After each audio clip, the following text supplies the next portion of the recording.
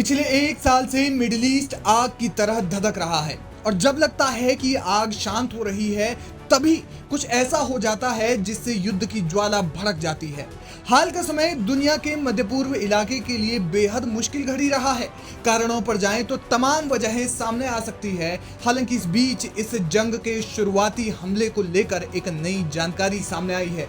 ये तो सबको पता है कि 7 अक्टूबर को इसराइल पर जो हमला हुआ वो एक सोची समझी और सालों से बनाई गई लंबी प्लानिंग के बाद हुआ था। लेकिन अब मामले में जानकारी ये है कि हमास इस हमले को और बड़े हमले में तब्दील करना चाहता था। माना जा रहा है कि हमास इस हमले से दुनिया को अमेरिका में हुए 9/11 हमले की याद दिलाना चाहता था।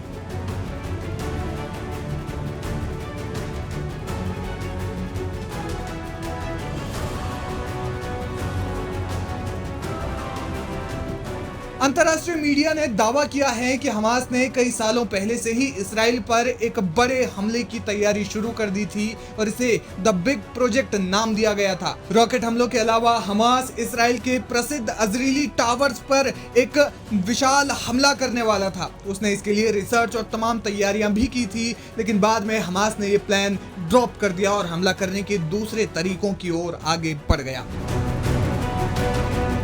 रिपोर्ट्स की माने तो हमास इसराइल पर 2022 में ही हमला करना चाहता था, लेकिन फिर उसे लगा कि वो अभी एक बड़े हमले के लिए तैयार नहीं है, इसलिए कुछ समय के लिए हमले को टाल दिया गया और इसकी अगली तैयारियों पर आगे बढ़ गया। बताया जा रहा है कि करीब 1.5 साल तक हमास के नेता और कमांडरों ने इसराइल पर हमला करने को लेकर कई उच्च स्तरीय बैठकें की, जिसमें हमले की तारीख, इसमें इस्तेमाल होने वाले सामान, हमला करने का स्थान और वहां आने जाने की प्लानिंग को लेकर बार बार मंथन होता रहा। इस उच्च स्तरीय बैठक में याह्या सिनवार, मोहम्मद देईफ, मारवान इस्सा और उसके भाई मोहम्मद सिनवार इन चर्चाओं में शामिल रहते थे। हमास जो हमला इसराइल पर करना चाहता था उससे वो इसराइल में ज्यादा से ज्यादा लोगों को तो मारना ही चाहता था, साथ ही इसराइल के सैन्य ढांचे को तबाह करने का उसका मकसद था। रिपोर्ट्स बताती हैं कि 2021 में हमास ने ईरान से फंड्स मांगे और वित्तीय सहायता के तौर पर ईरान ने हमास को करीब $10 मिलियन दिए। इसके बाद हमास ने ईरान से अगले 2 सालों में $500 मिलियन की मदद मांगी। हालांकि इतनी बड़ी धनराशि ईरान ने दी या नहीं इस बारे में कुछ स्पष्ट नहीं है। 2022 के अंतिम महीनों में हमला करना तय हुआ, लेकिन हमास को ईरान से और मदद की जरूरत आन पड़ी और कुछ समय के लिए इसे टाल दिया गया, जिसके बाद हमास के कई शीर्ष नेताओं ने लेबनान में हिजबुल्लाह से मुलाकात की। यहाँ हमास के उप प्रमुख खलील अल हय्या की मुलाकात ईरान की IRGC फोर्स यानी पासदाराने इस्लाम के सीनियर कमांडर से हुई।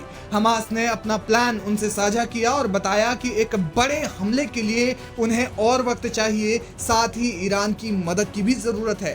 सारी तैयारियों को पूरा करने के बाद हमास ने दिन तय किया 7 अक्टूबर का। इस दिन यहूदियों का एक खास त्योहार सिमत तोरा लगभग इन्हीं दिनों के आसपास मनाया जाता है। इस प्लान को इतने गुप्त तरीके से अंजाम दिया गया कि इसराइल की खुफिया एजेंसी मोसाद भी इसे भांप नहीं पाई। नतीजा ये हुआ कि हमास ने इसराइल पर करीब 40,000 से ज्यादा रॉकेट बरसा दिए, साथ ही इस हमले में 1,000 से ज्यादा लोगों की मौत हो गई। इसराइल ने हमले का बदला लिया। इस घातक हमले के बाद इसराइल के प्रधानमंत्री बेंजामिन नेतन्याहू ने सीधे जंग का ऐलान कर दिया।